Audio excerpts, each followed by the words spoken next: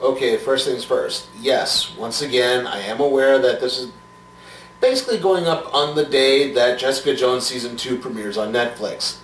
We will be covering Jessica Jones Season 2 after we finish Defenders in a couple of weeks. Okay? And with that out of the way, here's episode 3 of the Defenders, Worst Behavior.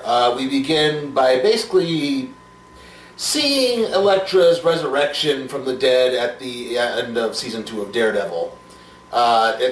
Basically, Elektra is not quite Elektra. She's basically a homunculus. She's a vessel for a new soul called, I think it was Black Sky. She doesn't really, she has some memories of her being Elektra and some of her fighting style, but other than that, she doesn't really remember anything else about being Elektra. Anyway, we then jump to the present, and Stick is telling Alexandra that the Iron Fist will stop the hand. Basically, Alexandra actually says, no, the Iron Fist will join us. She tries to spring Elektra on Stick, but Stick manages to fight back just enough to get one of Elektra's swords and chop off his hand, which enables him to escape. It's at this point we go to Matt Murdock and Jessica Jones, and he basically informs her that she's not really under arrest because what they really have on it is, outside of a couple of trespassing things, really not going to pursue charges over at all. So she kind of gets up and leaves. They don't have enough to hold her, but he does mention that he read her file and he knows about Kilgrave. And she basically tells him, F off and leaves. We then go to Luke and Claire, where Luke tells Claire about what happened with Danny. He doesn't know who Danny is at this point, but obviously Claire knows who he is, and immediately takes Luke to the dojo, where they meet up, and Colleen and Claire basically leave Luke and Danny to talk things out. They don't really come to much of an understanding at all. They kind of come to an understanding, like, okay, we do seem to have a mutual enemy, but they don't settle on working together or anything of that nature. In fact, they kind of go their separate ways at that point. I'll get back to them, but as this is happening, Jessica goes back to working on her case. She basically, even though the guy died, she's willing to help further investigate free of charge and basically figure out what was going on. And at one point she's walking away from a spot and she can kind of sense, she kind of catches Matt Murdock following her. And she actually runs really far ahead, and then you see it through Matt because he's using his enhanced hearing to track her. And you hear the footsteps, and that's all you hear is whoosh, and it's gone. And then suddenly she's actually tailing Matt now, and then he kind of tries to give her the slip, and she actually catches a bit of him springing up to climb a fire escape, and she takes some pictures of that.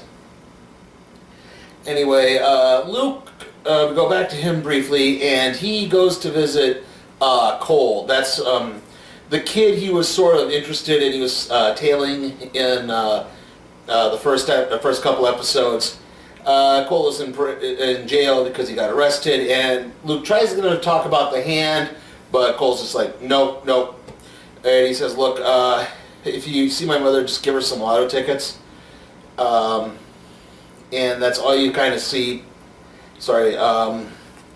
We then go to Danny and Colleen, who go to Rand Industries to track down on any shell corporations that the Hand was apparently running and working, trying to work with Rand in. No Meachums, thankfully, in this. Ward is said to be out of town on business. And they basically find the places that they were tracking the Hand through, including Sao Paulo, Cambodia. I'm trying to think, it was someplace in Africa, and it turns out these are all places where this one shell company was going to, or was also working, and the company was the one that also Jessica's architect was working with, and unbeknownst to Danny and Colleen. And Danny basically decides, like, okay, I'm going to go and talk to them and see, just basically stop them, and I'm going to stop them in a different way. I'm not going to covertly sneak in. I'm just going to take them on face to face.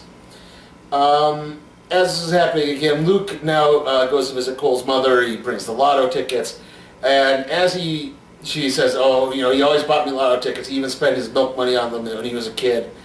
And she actually kept it in a shoebox. And he opens this box, and he sees this giant roll of money sitting there as the phone rings, and she gets news that Cole was killed in his cell. Anyway, as Danny goes off to face the hand, Stick arrives at the Chikara Dojo to talk to the Iron Fist. Danny goes to this Shell Corporation's home building. Jessica finds out that this it was also tailing the Shell Corporation. Basically, they all kind of show up roughly the same time. Danny's there a little bit ahead of everyone else, and then Matt and Jessica are there a little bit ahead of Luke. But Luke bursts. Danny confronts the Hand and Alexandra, and Danny says, "No, I'm here to stop you. I'm the Immortal Iron Fist." And she says, "Look, we're not here to kill you. I don't know what you're talking about." And she says, "Look, if you want to fight, though, fine." And she starts to sick her board of directors on Danny, and as this is happening, Luke busts in to help Danny. The action spills out into Holloway, where Matt and Jessica are, and the team begins to work together until Matt suddenly freezes, and because he senses Elektra's presence. So Matt basically goes to square off with Elektra while everyone else is taking on the rest of the Hand. Elektra begins to gain the upper hand. Matt tries to reason with her, and she kind of freezes a little bit, and it's just enough for Danny to charge up the Iron Fist and break one of her swords and then knock her through a wall. As this is happening, after that, they pretty much all get on the elevator and get out the building, and Danny goes, "So who the hell are all you people?" And that's how the credits roll. And that basically leads into episode 4, Royal Dragon. Royal Dragon is the name of a Chinese restaurant that the group sort of hangs out and slowly sort of starts to bond in. This is pretty much a bottle episode. There's some extraneous stuff they film outside, but other than that, it's pretty much set within this Chinese restaurant. Excuse me. Like I said, they get to the restaurant. Danny basically bribes everyone to keep quiet and act, even though the restaurant is supposedly closed. As this happens, Jessica and Luke basically fill each other in on who Matt and Danny are, though Jessica doesn't mention Matt by name. But she does kind of passively acknowledge, like, "I know that you're the devil of Hell's Kitchen." Matt's sort of refusing to give his identity. His sort of story arc in this is he's seen too many people close to him get hurt. He doesn't want this to happen again, so that's why he's trying to distance himself from Daredevil. And at this point, Danny suggests kind of forming a team, but no one else is really interested, and it's then that Stick arrives, and Stick is sort of explaining what this all is, starts trying to explain what this all is. As this is happening, Alexandra is progressively getting sicker and sicker, and she finds another higher up in the Hand and basically says, "Yeah, we need to unite everybody because we're probably going to need to make a team of our own because, these 4 people did a pretty good job of taking out our one entire force, so maybe we need the 5 fingers of the Hand to unite to take everything out there." Anyway, Stick is basically trying to explain everything, but Jessica's not really going for any of this, and she gets up and leaves. But Stick pretty much explains what's going on, is that Danny, the Iron Fist, is supposed to lead a faction called the Chaste. Unfortunately, the Chaste was pretty much killed off by the Hand, except for Stick. He's all that's left. Basically, the Hand is preparing, the earthquake was just the beginning. The earthquake in the end of episode 1 was just the beginning. The Hand is preparing a disaster on the level of, say, Pompeii or Chernobyl or something of that nature. As Jessica leaves, though, she actually returns to her office and starts looking through some of the pictures she took at the Hall of Records, and she starts to notice all of these corporations she was looking up that were housed in this sort of address area. The person who signed them had the same, was a woman whose name began with the letter A, and she has the exact same handwriting, so chances are it's the same person. We go back to the restaurant, and Stick explains that the Hand was founded by 5 elders of Kunlun who got expelled, who got expelled because they wanted immortality, and they began messing around with resurrecting the dead. And the rest of the elders basically said, no, you're not doing that, and kicked them out. They consist of Madame Gao, Alexandra, White Hat, or Suwande, who is an African dealer, Bakuto, who Danny says is dead. Take for that what you will. He said the last he saw him he was dead. And perhaps the worst of them all is Murakami, who's basically just the elite killer of all killers. It's then that, again, Matt basically says, nope, I'm out of this. Like, again, I see too many people I care about get hurt. I don't want to bother anyone. I don't want to form a team. I don't want to take the Hand on. And Stick basically takes him aside and says, look, you saw Elektra. I know you're upset about seeing Elektra, but that wasn't Elektra. She's not that anymore. But Matt doesn't believe her, and he starts to notice something's going on. And as this is happening, Jessica goes to visit the architect's family again and discovers that they've been under surveillance by the Hand for a while. And she pieces together that the Hand is plotting an attack on the restaurant too.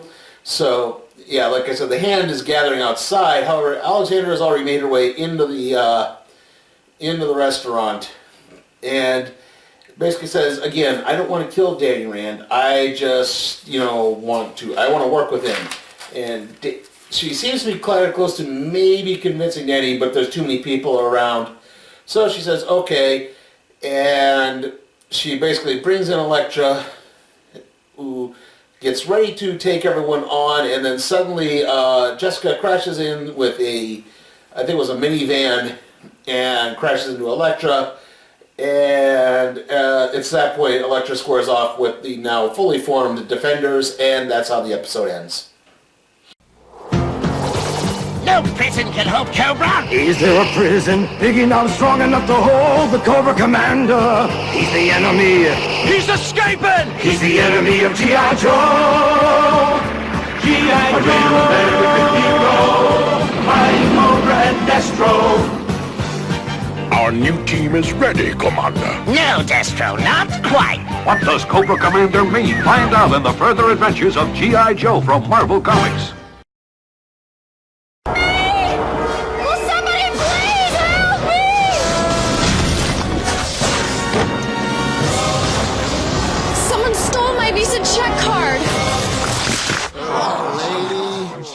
My lips. If your Visa check card's lost or stolen, you're not liable for fraudulent charges. And all that money will be put back in your checking account. Sheesh.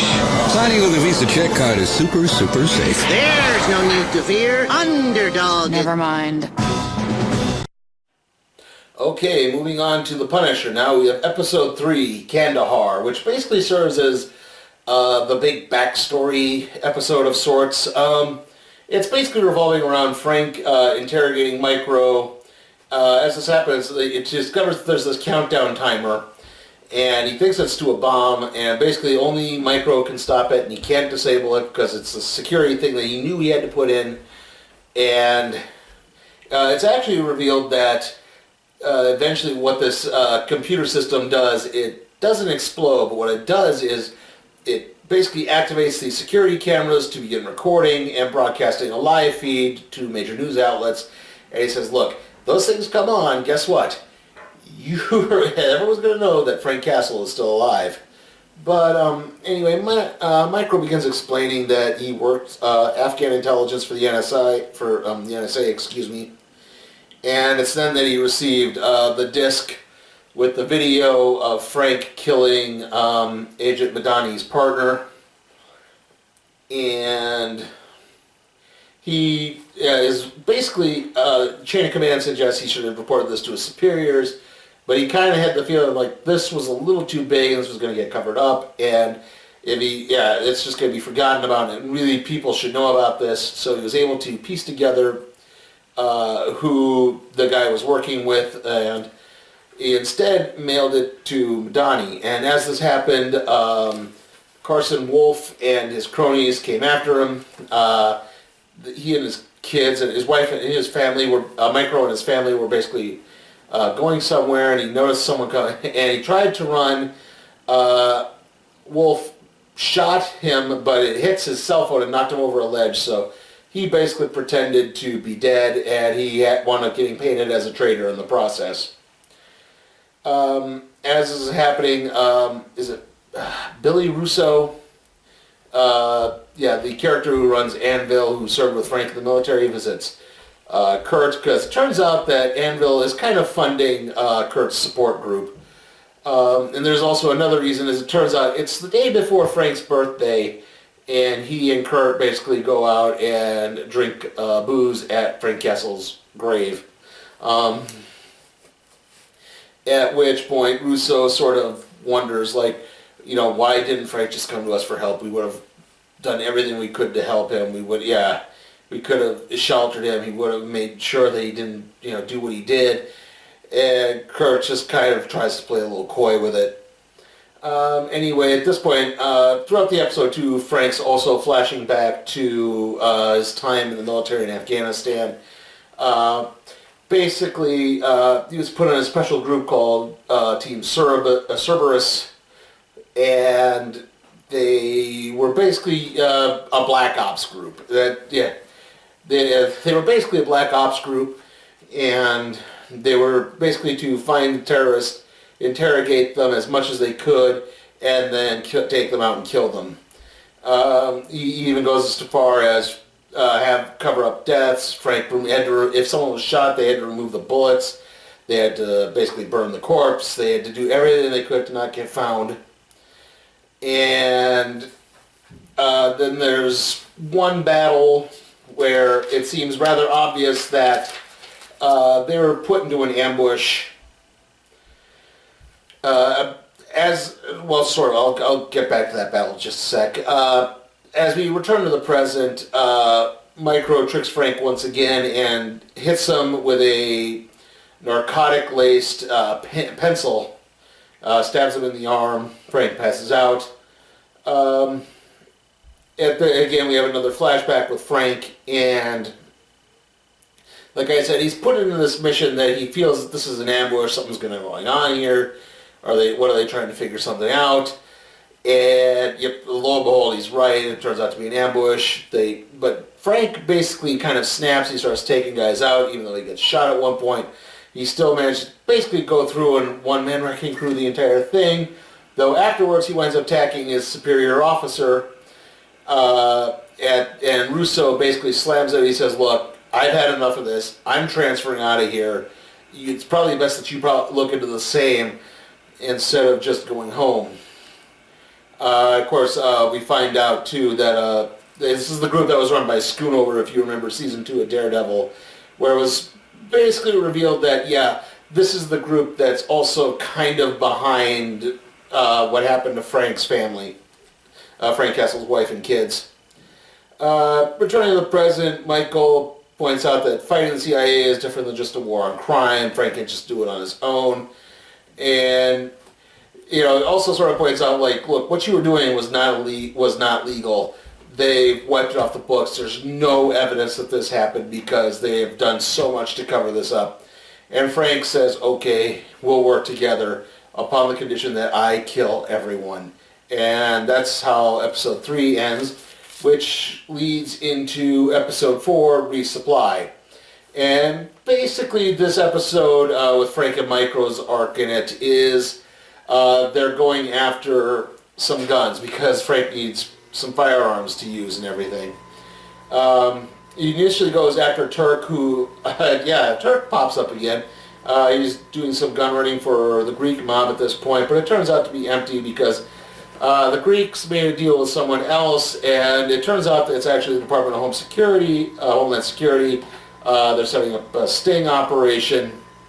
At this point, Agent Madani, who's replaced Wolf because he's dead, she's the temporary replacement, and she gets a visit from her mentor, Rafael Hernandez, who says, look, just drop the Wolf case. We're going to handle this. Don't do anything else. Just focus on doing these small things. Just kind of do your job, and you will eventually just get this job permanently and further your career. And she sort of takes it as a bit of a threat. He's like, listen, this isn't a threat. It's just smart sense. Like, don't do something that could get more people killed.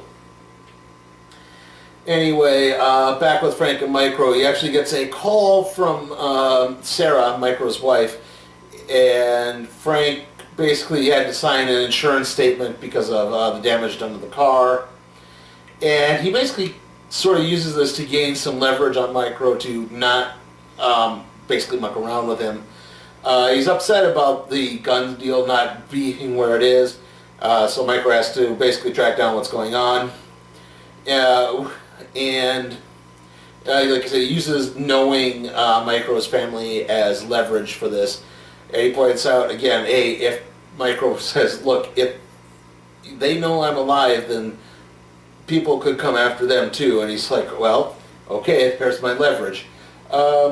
Basically, Micro does manage to locate where the sting operation for the Department for Homeland Security is going down. Micro and Frank basically go after the guns because it's a two-person job. Frank says it's a two-person job. Micro uses they basically find a car chop shop, and Frank takes out the guys running that. They steal a car from there. Micro rigs the radio antenna so they can jam the communication system for Homeland Security. So that was Frank to they jam the radio and they they hack into the security cameras and put them on a loop. And Frank basically uses that to get his hands on the guns. The truck that is carrying the guns, Micro is forced to drive off in. But Agent Madani takes things into her own hands and begins chasing the two. She gets into a game of chicken with Frank, and at the last possible moment before the two cars crash into each other, Micro, I keep calling him Microchip, sorry. Micro T-bones Madani, spins her car over, crashes everything. Frank kind of knows that she's on the up and up and she's not a bad cop or anything. So he actually pulls her from the wreckage and saves her. She doesn't quite it's like the light's low and she's dazed and everything, so she doesn't quite recognize him. He says, but she does know that he's the one who killed Wolf, and he said, yeah, because he was a dirty cop. And then the two leave, and that's basically how the episode ends. Secret Wars. Marvel supervillains are coming. Secret Wars. Can the Marvel superheroes stop them? Marvel supervillains and superheroes figures, each sold separately. Here, Doctor Doom and the Doom Platoon, Magneto, Dr. Octopus. There, Captain America and the Champions of Freedom, Spider-Man and Wolverine. Secret Wars. The secret's out. Dr. Doom and Spider-Man, the Marvel Secret Wars collection. Other figures each sold separately. From Mattel. G.I. Joe is counterattacking! A Rattler will slow them down. It's G.I. Joe against Cobra and Destro fighting to save the day. They're destroying our tanks! Get the hovercraft. Joe never gives up. He's always there, fighting for freedom over land and air. G.I. Joe! American hero! G.I. Joe is there! They're beating us. We better call Zartan! What can he do? Find out in the adventures of G.I. Joe from Marvel Comics. Okay, so overall thoughts on these episodes. Well, it's nice to see that Defenders is actually starting to try to do something. I mean, it's a shame that we're now in the middle of this mini-series. And, yeah, exactly. It's like now things actually start to happen. I will say this. The Hand just really aren't interesting at all. Alexandra is not a very convincing villain. She's just... I mean, like I said, Sigourney Weaver is good with what she's doing, but... what she's doing isn't very good, unfortunately. It's just very uninspired and flat. I also have some problems with the characterization of Jessica Jones, but I might save that more for recapping the whole series later, to see if maybe that improves in any way. Anyway, moving on to The Punisher, we definitely had 2 quieter episodes from the first 2. That being said, there are some pluses in there. I do like getting a little bit more of Frank's backstory, seeing him in the military, seeing him interacting with Russo, and not so much with Curtis, because that was actually a different time frame, but yeah, there's actually some nice scenes where Frank talks about his family. In fact, there's one, again, because this revolves around Frank's birthday, he actually gets a letter from his wife that has tickets to a Springsteen concert when he gets home.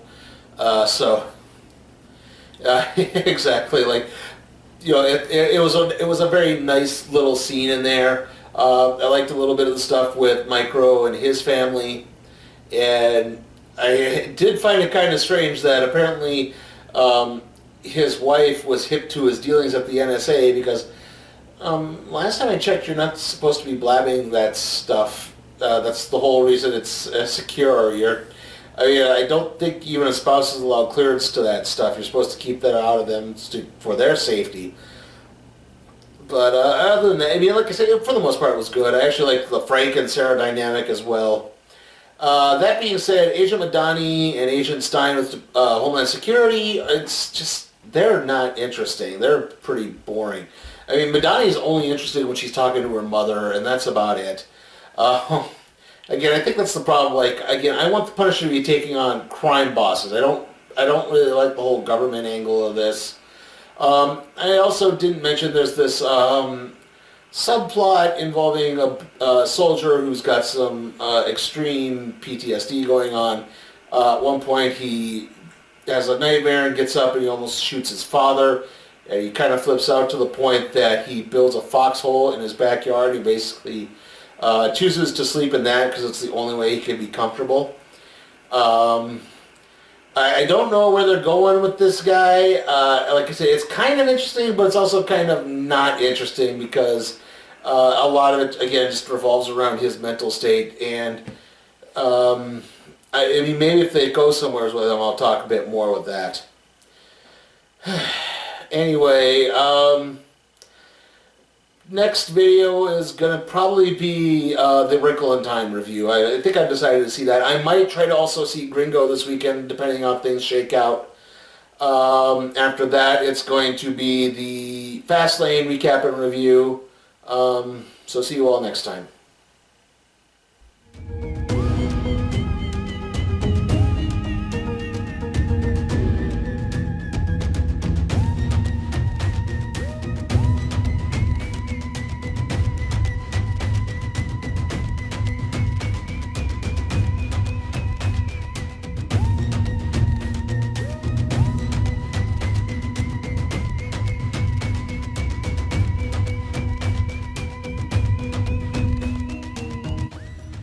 Hey guys, is there a movie you want me to tackle? If it's some stinker like Baywatch or the Emoji Movie or something else?